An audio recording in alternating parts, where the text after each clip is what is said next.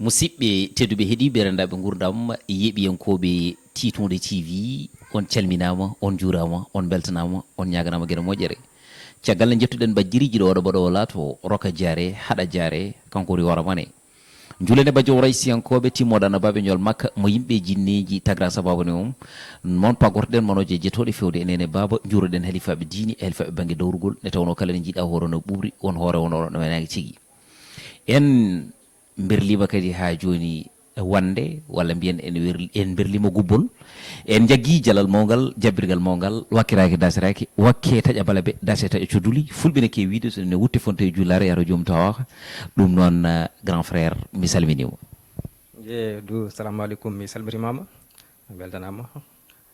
caggal yettude Allah e nulaɗo mum jinnaɓe men jettama kadi halifaɓe jini men kadi jettama an hoorema a yettama de baɗɗa kam invité e Titonde TV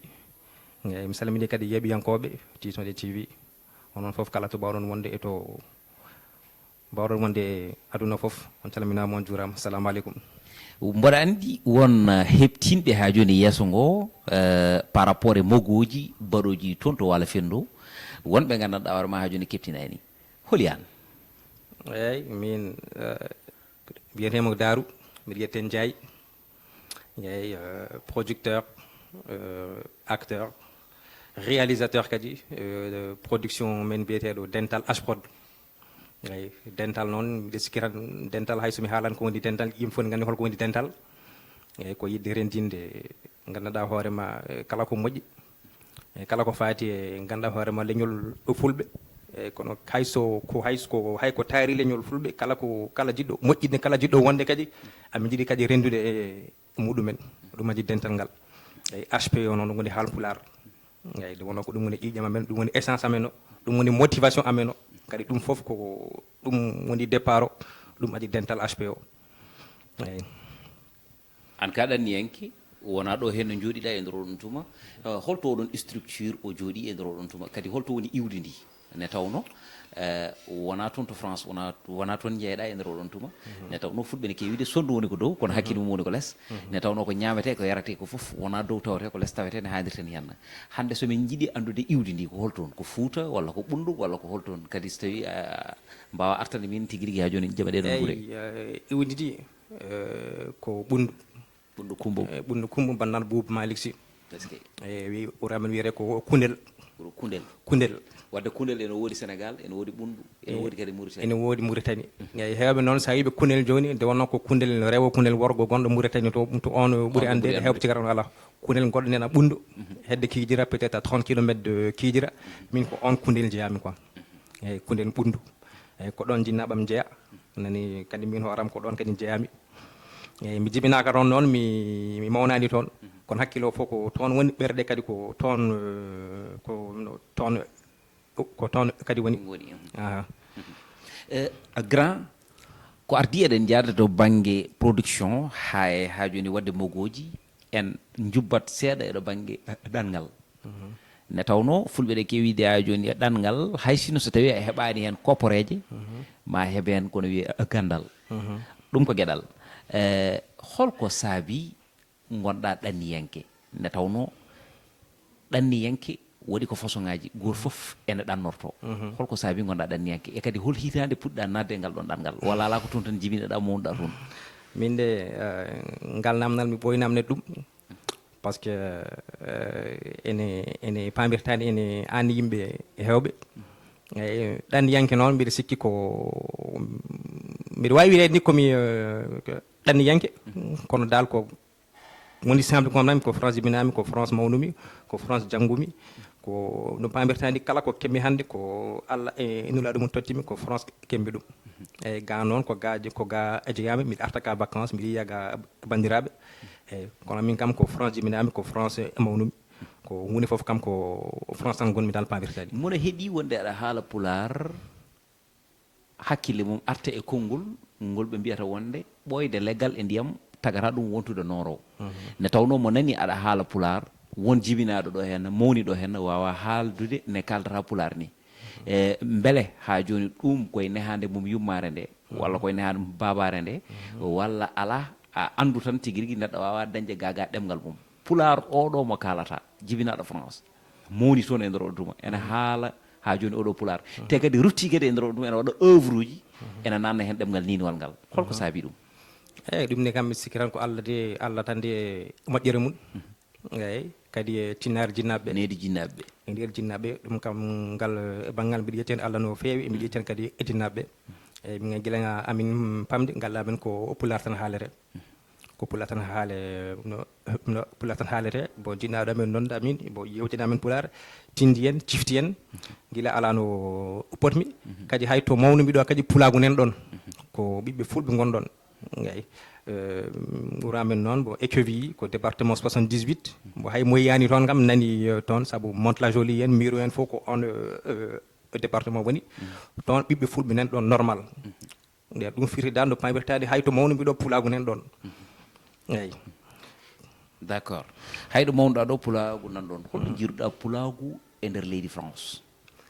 pulagu e nder leydi France no pamirtade pulagu nan toon pulagu ne wura toon pular kadi ene yiɗa toon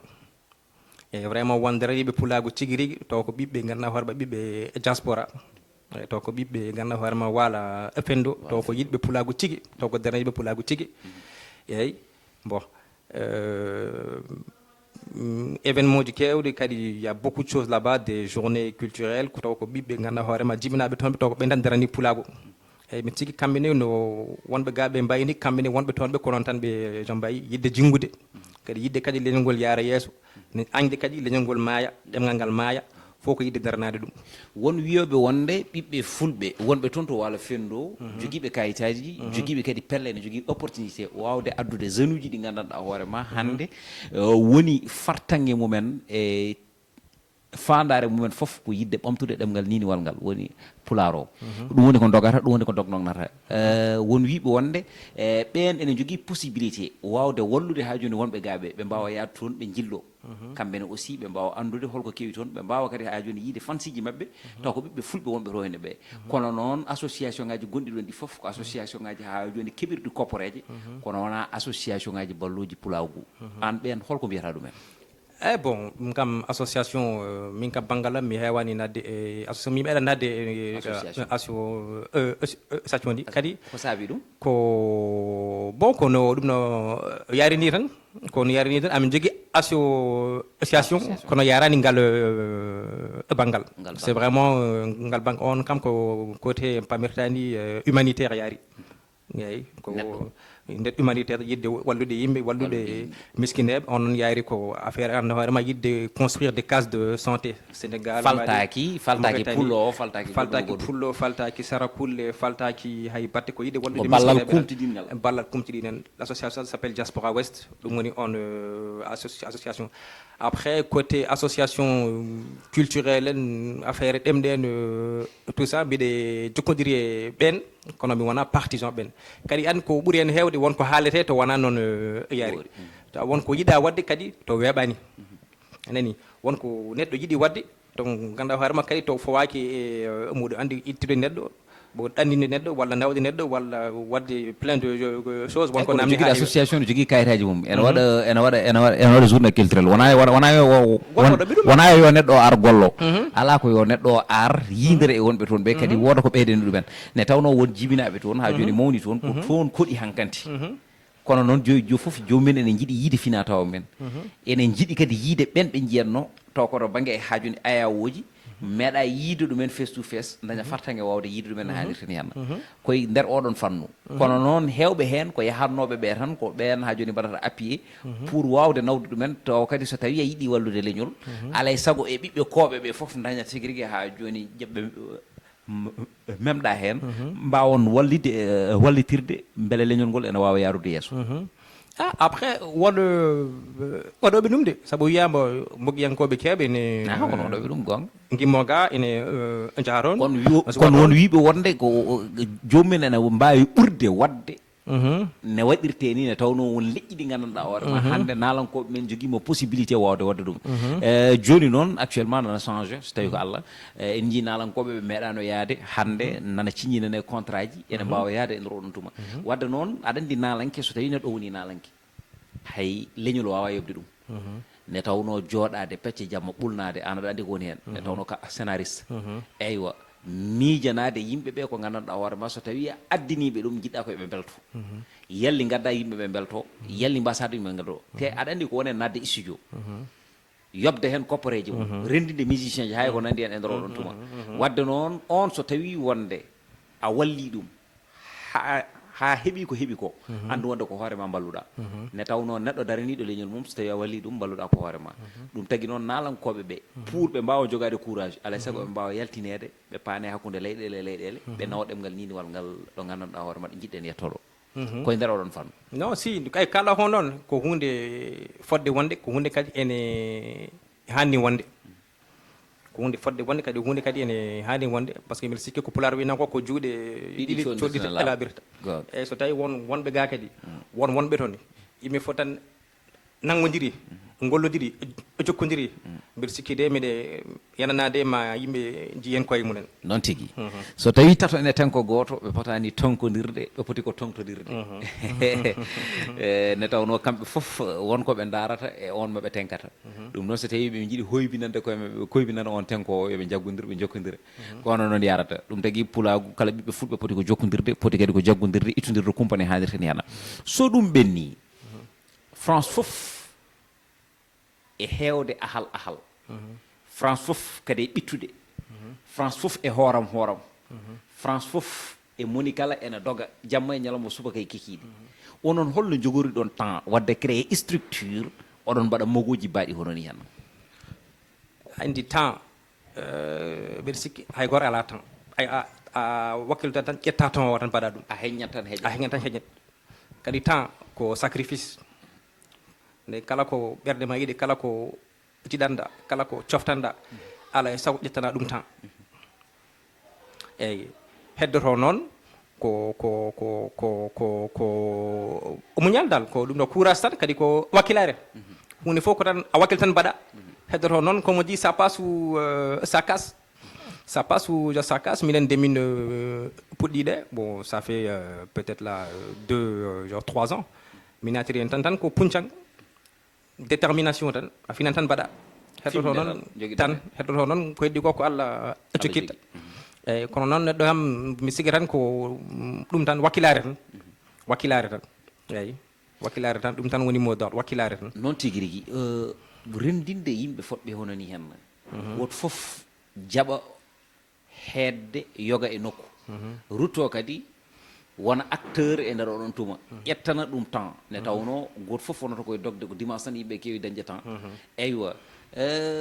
holne mbaɗirɗa convaincre ɓeɗon yimɓe en tant que neɗɗo mo gandanɗa hoorema joguiɗo structure nodda ɗumen mbawa ha joni yewtide ɗumen ha heeɓa hakkillaji mumen wawa ha joni golladade e mumen e nder oɗon fannu holno ɗum yaari bon arani kam jiɗɗo mettani wadde convaincre so tan jomum ne e yiɗi a haala ɗum se tan koyɗi ko ɗum kañum jokkitta eyyi départ on était juste deux min voilà et mon coproducteur parce qu'on est deux ko min e coproducteur am mi salminimo de passage Daouda Ba gorko mo Ñarwal c'est mon coproducteur on était que deux de min puɗɗiɗe Allah waɗi goɗɗo ari tawti min hen donc on noon ko hen wonno kono wona banggal pula ko banggal sarakullere kono omo heewi hen yimɓe heddoto noon omo fooɗa yimɓe après ça vient tout seul ça darima tan ça vient genre tout seul 1 2 3 4 personnes min puɗɗi hankadine après l'eau coule tout seul ha min puɗɗi série ameno la leçon et Allah waɗi ben c'est fini là c'était quand c'était ɓoyanni Allah waɗi en sutura min keeɓi kam jokkide série o kam ha gasi kono kam jiɗmi wiidema tan ko neɗɗo kam jiɗɗo série no foti épisode aji moɗon 11 épisodes 11 épisodes on mbaɗi saison 1 et saison 2 la saison 2 mi sikkani kam bon pour le moment non c'est pas prévu kono goɗɗum kadi nana yesso joni ko oɗon série tan oɗon série c'est notre première série on a fait des sketch kadi wona min kam wona ɗon kam puɗɗi parce que haadam wadde on production wonto goɗɗonoɓe banggue goɗɗo o production donc sketch uji tan théâtre uji en en wolof wala ko en français mbaton ɗum première am apparition ɗum ko pular tan 100% pular eyyi on noon série amen noon ko français ko ɓuren hewde ko no français par ce que anndi kam jolfuɓe ne heen sarakulleɓe ne heen ɓiɓɓe fulɓe kono ne heen heen sahaaji seeɗa oɗon jubba e fulfulde nde ça c'est obligatoire wadde heen intégré pulago o ça c'est obligatoire c'est le mot d'ordre min kam pour min kam banggal am c'est inconcevable min mbaɗa ɗo série hay soko épisode goto fuɗɗo premiére ha dernier mi hay soko konngol pular gotol haalaka heen welata kam min kam banggal am kam welata kam c'est de base ko ɗum ni nannimi heen de base vraiment ko yidde han kadi ha aada men o culture men o ɗemgal men kadi bon wooda to yiya par ce que anndi saɗa yiɗi pular o ɓamto a ƴeewan to pular o woodani nawa toon pular o walla to pular o maayi nawa toon pular o walla to pular o majji nawa toon pular o anani bon c'était vraiment ça veut dire que en minen to banggal diaspora o joni gonga ni pulago nen toon kono waɗoɓe série haala pular heewani so tawi ko goonga kono noon ɗum won heen naalonkoɓe ɓe ne mbiya wonde so tawi jiiɗi wadde toon ko wayno kilibaji ni ene jogo heen caɗele no feewi e tawno pour mbawa dañde rewɓe jaɓɓe waɗandema tigriga joni ɗiɗon kilipaji ɗum ko caɗele holno dañirɗa rewɓe ɓe gandanɗa hoore ma taw ko yerletiɓe wawde joude e nder ɗiɗon série ji taw ko toon to walla fendo ko yiɗɓe est ce que ɗum wonata est ce que ɗum wonanta on caɗele hen saji on cohlata acteur walla actrice e ndor on ɗum wona noon caɗele ba min hande o kam wona pour yidde ɗum ɗo min presque ni komin gan par ce que won yiɗɓe joude ɓe ronki pour le moment wadde ɓe intégré won intéressé ɓe hen ha heewi ngay gila min jo puɗɗi wona question pour yidde ɗum ɗo mais no pamirtandi y a beaucoup de personnes qui sont intéressées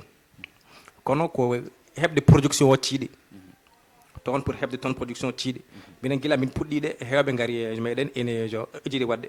nani ko pour le moment tan casting o oɗo série taw awri casting o gasi hankadi ɗum waɗi min keɓari wadde ɓe intégré kono mbiɗa sikki pour yidde pour heɓde toon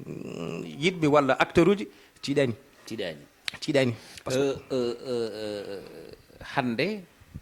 on joui série on mbaɗi 11 épisode wiyete ko la solution la leçon la leçon oɗon holko kewɗon jangguinde hen bandiraɓe ɓe beele ko épisode aji ɗi ganduɗa hoore ma ko mbaɗɗi continuité walla ala hande on gaddal lowdi ndi ɗo janggo gaddon lowdi wondi oɗon kolla yimɓe exactement holne gurdameje aduna fotata wawde waade la leçon ko histoire ko continuité wona tan épisode tan fotane no muɗum bange ala neɗɗo kam so ari kam so exemple tan so daari épisode 5 o famata il faut rutto kam départ o kam ɓamta hoore rewa ha fama no yaari ndi la genre leçon kam yimɓe fof gandi holko leçon firti la leçon kam ko yidde findinde jangguinde leçon ko jangde no pamirtande yidde jangdingue yinde e findinde hankkadi bon mi watta spoilé bon jiɗɗo hankkadi laaɓeri foof kam ene wawi yeɓoyde oɗon jogui chaîne YouTube ça s'appelle Dental Hprod dental comme le dental ni l'union Hprod Halpular production est ce que hande on jogui en abonné ji kewɗi min jogui hen abonné ça va machallah pilide hollum on jogui 20 000 abonnés walla non yettaki ɗon c'est une chaîne nouvelle mais alhamdoulillahi no fuɗɗori ni kam so no yayrini kam mais diaspora o so tawi jingui ñalawma goto on mbawi dañde 20 000 abonnés oui c'est possible c'est possible après ala fo no wayra bon après ko hunde fof kam ko seeɗa tan est ce que yimɓe ne mbawi fadde scénario ji par rapport e onon wonɓe toon ɓe hollirde fina tawa hollirde aussi gurdam fuutankoɓe tawa ko toon to France 100% ete ko e projet ji woni koko aroyta inchallahu ɗum gam ko pular wiyano ko ha yesso ko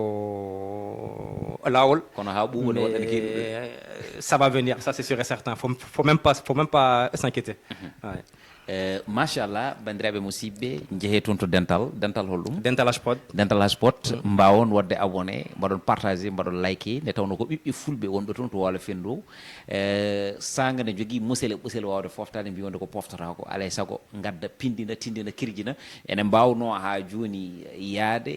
e nder leƴƴi goɗɗi walla e nder dente goɗɗe walla juude e tubakoɓe e nder oɗon tuma ene mbaɗa hen ko gandanɗa hoore ma hande woni ko watte ko kono kamɓe ɓe cuuɓi wonde ko fuurankagal ngal ɓe cuuɓi kadi wonde tigui rigui ko gurdam guurateɗo ga hen e Afrique ɗum noon ɓe jiiɗi findinde ɓen ɓe gandanɗa hoore ma ko kañumen ha joni woni wonɓe toon jogornoɓe moɗede e Pina Janene walla jogornoɓe moɗede e ɗemɗe janane e tawno ɗemgal so janggaka jangtaka janggat so neɗɗo yiyata bindi o nanata at hindi o mayra komo jindi ni kewmi wiide kala e saaha ni ɗum noon sikki ala grand frère ene wayno émission men ko heddi hen ko heewani ne haadirta ni yana ne tawno sonno ko sagam jo e jo foof so tawi a arti eɗen mbawa wadde hen émission ngaji kewɗi émission ngaji kewɗi kono noon ko neɗɗo eɓɓata ko gueno haajata ne tawno sa ari ko vite fait tan kewɗa wadde ne haadirta ni henna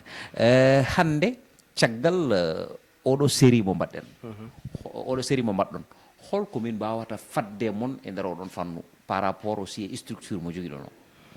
eyyi minen joni structure amen o joni no ɗum no bureau mam nanni il y a deux branches il y a une branche ko Allah haali tan wadde de série tan production audio et visuel soit des séries soit des sketchs soit ganda hoorema des courts métrages long métrages fof ma inchallahu et l'autre branche non kono bureau mamini dan c'est dans l'humanitaire l'humanitaire tan affaire wallude wiskineɓe et le premier le premier projet kam ko construire des centres de genre santé et centre de genre santé d'accord aɗa andi art sen mbelama mbiyen ala frontière woni mo musique o woni aussi mo théâtre o est ce que hande oɗon paari so tawi on cohli hande baɗone Amadou Diallo walla baɗone Yero pour wawa arde juude walla oɗon jogui ɗum ha joni oɗon jogui casting mum pour jomum wawa arde juude e mon e nder oɗon tuma est ce que hande oɗon paari pour wadde moyen ji jomum ara tawon toon e nder oɗon tuma juudono mum te hande an no gonirɗa ɗo hen ni est ce que so tawi a sohlama ga hen œuvre goto e nder oɗon tuma ene jaranma ƴettude billet ma mbawa arde joua e nder oɗon œuvre taw uniquement foof ko pulago ko oui bien sûr min kam to gonɓe ɗo joni to la prof je suis là somi noddama gay tawata ko faade bangal pulago kam ka y a même pas de y a même pas de cinéma hande ponnomi yiyade jo wuuro kono décalé biyam hande mi yahata mbaɗmi je décalé ene vraiment ko hunde ene jaranimi ko hunde vraiment par ce que hunde ganduɗa hoorema il faut jaranmade han keeɓa wadde il faut jaranmade feewa il faut jaranmade softa sa waɗi hunde kono jarnanima hewani yettade tal théâtre mo mbattono toujours eɗen nana e nder leñol he est ce que on nanata hen wonde ɓeeɗo jiiɗi ko fijirde ɓeeɗo ngala ko jiɗi ɓeeɗo ha joni ngala haaju est ce que on nanta hen ɗiɗon konnguli sûrement mais c'est comme ça neɗɗo kam kala ko baɗɗa kam dañan guiñoɓe dañan voilà dañan guiñoɓe dañan voilà haaloɓe kadi critique ko e ligguey jeeya kadi ça fait partie du jeu en fait waɗata motivé ça fait partie du jeu c'est une bonne chose pour moi critique kam bonani pour min kam critique bonani ko wala hen jeeya anna ba baɗama so critiqué saka baɗowo mogo walla saka ko yetti nelaɗo ko ɗum luutani en fa tabarakallah machallah hande hol aɗa andi so tawi neɗɗo watti yaltude ene joua théâtre uji hewat ha joni fansuji fansuji jitta ko haalde mum jitta ko jokkodirde mum e nder oɗon tuma hande beele fantiji ɗi gaari notitade e nder oɗon fannu kadi holne gurdata e fantiji ma ne hoore ma ne tawno hen sahaji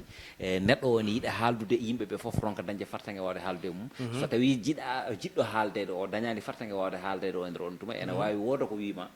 hunde nde mettuma jaani ha mbiya wonde ɗum ɗo ɗum donimi ɗum haymi roto ɗum ɓuuri ɗum e nder oɗon tuma mi wawa jaggude fannu goɗɗo est ce que hande ala caɗele par rapport e hakkude ma e fansiji non mi ala hen caɗele parce que déjà la plupart yimɓeɓe ne gandimi kadi hay soɓe ganda kam ni to wonɓeɓe gandi walla hankkadi ne andi bon neɗɗo kam sa fuɗɗima yigade kam ɗamino hen foof ñiñede foof ɗamino hen foof kadi ko an tan yajata ko an tan yajata kadi ko an tan ardinta hakkille mbasa kadi ardini ɓerde eyyi hunde foof ko voilà noon tan après wiyede comme quoi mi haalata e kaari walla miɗe noon ko presque bon ko mawnikinare c'est zéro ça sera puis neɗɗo hay hunde onani yaltude série walla yaltude he télé yaltude radio haala e radio bon ittatama ka walla neɗɗo tan neɗɗo ko neɗɗo tan ɗum noon so neɗɗo wima salamu aleykum wi ɗum maaleykum salam et puis voilà ko noon tigi rigui bandiraɓe musidɓe grand so tawi wonde won question mo jinnoɗa mi pose ma mi posanimo hen aɗa wawi arde en direct kalen tigi rigui e nder T20 TV. Ouais, donc merci que tu as fait le tour un peu quand même. Bon, merci que tu as comme Kasara. Mais non, je pense que tu as fait le tour. Hein, que weltare comme Jordan Miller. Mais vraiment ko weltare pour min kam ko yewtere wana hay interview wana hay pata ko yewtere hakkude minirado e monirade ko yewtere hakkude guido ko yewtere hakkude bibbe yumma. Voilà, on se connaît gila wana hande, on s'est vu l'année dernière, donc voilà, ko vraiment ko yettude Allah kadi yettudema machallah. Ko noon tigi rigui ɗum noon aɗa wawi waynade bandiraɓe ɓe yeɓoɓe may T20 TV. Voilà, ɗum noon bandiraɓe yeɓoɓe T20 TV on beltanama, on ñaganama Allah moƴƴere, on mbiyama batte hakkille dental H-Prod. Si tu connais pas, tu demandes, on va te dire. Yeah. Ma wat affiché e nder ɗum ɗo émission e voilà, inchallahu kadi continue wadde like T20 TV, so tawi ko hande birtiɗa ɗon woto yawtu a waɗani abonné. Mi salmini toute mon équipe, Saïbou, Amika, Daouda Ba, tout le monde, voilà, et puis voilà quoi, Marietou, Fatou, Khadija, Maïmouna et Oumar, mon équipe, mi salmini on. noon tigi rigui bandiraɓe musidɓe tedduɓe heeɗiɓe rendaɓe gurdam en gari ɗo nagge wayde ladde albarka, kono noon bandiraɓe ko grand baɗɗo modeste jiɗɗo pulago batorɗo pulago, ɗum woni ko mbiyeten ko hande so tawi mi joddimo e makko mboɗo yewtude e makko hakkillam ene ara e hewɓe ɓe gandanɗa hoorema kone makko ni wonɓe toon to Waalo Fendo kono ɓurani ɗumen ko Fouta Coumba Yumen, ɓurani ɗumen ko ga e Afrique, ɓurani ɗumen ko ɗo e Sénégal, hande ko wayno Demba Gaye Moolo ko toon to woni ha joni, toon woni to France, ko toon jibina, ko toon mawni, kono noon hande so tawi wiɗo konngol pat ala ko mbawɗa ittude hen, yeri mamo yarande debele baccani balaji e dimbeje, ngari mayo tanum jaltaɓe tikkalaɗe kaye mo duñani julka awƴani jooli ko joom haygo e dongo, mi hokki ɗum subalɓe foof ne potirno, ne tawno mboɗo heewide cubballo so tawi yiɗima malama, so añima borama, cubballo so yiɗi nafat, kono so añi nafat ne hannirtani henna. ɗum noon en beltinima rewɓe rimɓe reneɓe saliɓe yaware dadiɓe dariɓe lang e frontiére ndimagu caliɓe jasere lumbere ɗum men ɗo hande ko toon goni, kono noon ene wayno fina tawa o foof nan toon, ɗemgal niniwal ngal ene jangte toon e nder oɗon tuma, jomum men Allah e mumen yidde culture men e nder oɗon tuma, so tawi a naati e nder TikTok e kala mo jiiɗa hande mo gandanɗa hoorema ko pulagu darani andu wonde woto feccu sikko ala ɗo e leydi he woni ko caggal leydi, mboɗa e hokkude en yeruji ko wayno Diary Cofel Dieng mo gandanɗa hoorema hande e baɗo golle payodinde e nder réseaux sociaux ji he, on ala ɗo ko Waalo Fendo woni. Hande somi ƴetti yeru hande baɗone Cheikh mo gandanɗa hoorema hande min mbiyami wonde kañum woni comédien am, golle ɗe waɗata hende ko golle payodinde, ko golle juɓɓuɗe, ko golle jumtuɗe, kono ko toon woni, ko toon mawni e nder oɗon tuma, kono noon jo e jo fof so tawi joomum copie biye mum ana ara ga hen e jeera kono Sumba ene Sadio ene wi wonde ha yomi malama ne tawno tawata ga ko bandu men ko wiyoɓe mbimi tawata ga hen ne tawno mboɗo heewide sondowno ko dow kono hakkille mum ko less, kono ko ñamete ko yarte ko foof eɗen gandi ko less tawete ne haadirtani hen ko ene Kadiadia en machallah fa tabarakallah, debbo jontaɗo jonaɗo hoore mum jiɗɗo pulagu mo gandanɗa hoorema so tawi ha joni wayriɗo ɗo ko fotinde hitande hoore mum Moussat Kadiadia min beltanimama. En beltinima bandiraɓe musidɓe tedduɓe heeɗiɓe wonɓe toon ɓe ko ene Aliya Gaye en ko ene Ngari en, hay goto en jejjitani en haadirti hen, ne tawno ko yimɓe ɓe gandanɗa hoorema hande ko yiɓɓe pulagu kadi ko wattorɓe pulagu,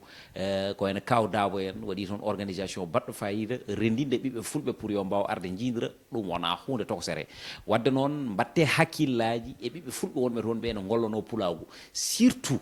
ɓe gandanɗa hoorema hande ko waɗoɓe série ji ene kaala holno yimɓeɓe potata wawde wurdude gurdam ɗam yuɓɓo yumta tawa hay goto bonodirani e goɗɗo o, ne tawno so tawi wiyama la leçon ça veut dire que moni kala so tawi fayti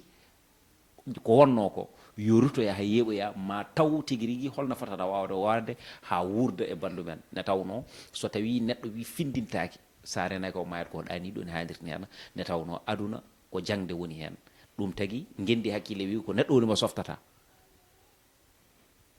jangde ɓennata saabu duɗe guddata ne haadirtani hen. Borti Abou Alassane Diallo a weltanama no fewi no fewi no fewi no fewi no fewi, sikki ala banda men tedduɓe musidɓam horsuɓe ko ɗo yewtere men gasi ha laaɓi ceer wonno toon to karallagal ngal eɗen gandi ko Morto Diangue ga e haalirde nde ko guiɗo mon sehil mon DJ Dou, kono noon kadi invité ngana gorko mo ɓundu Coumba Bou Bannaru Malick Sy Boucar jontaɗo jonaɗo hoore mum ɗum noon mi salmini ɓundunaɓe fof ne fotirno mi salmini kunelnaɓe fof ne potirno hay goto mejirani grand frère. Jam salmitimama grand frère kadi juste une dernière mi yiiɗa yaade kadi mi salminaɓe bandamen gonɓe wonɓe le Havre. Le Havre nde wonno ko toon woni alhaali o fof. Le Havre onon fof on calminama. Le Havre mi wawa yaade mi haalani Mantala Jolino woni Fouta France. Fouta France ka kono hay Le Havre pareil kono mi wawa yaade mi salmina bandiraɓe Le Havre Lama Rouge on calminama on juurama bandiraɓe Le Havre mi wawa yaade mi salminani yon ɗum noon Lama Rouge ko Crionville tous les quartiers du Havre moƴƴere Allah e moon peace and love. Mbaɗe abonné e senuji fulɓe ɗi fof ne tawno ko pulaw kala dañata hen yencude kiɗo moon seni moon DJ Dou ɗo e nder Titode TV on jarama.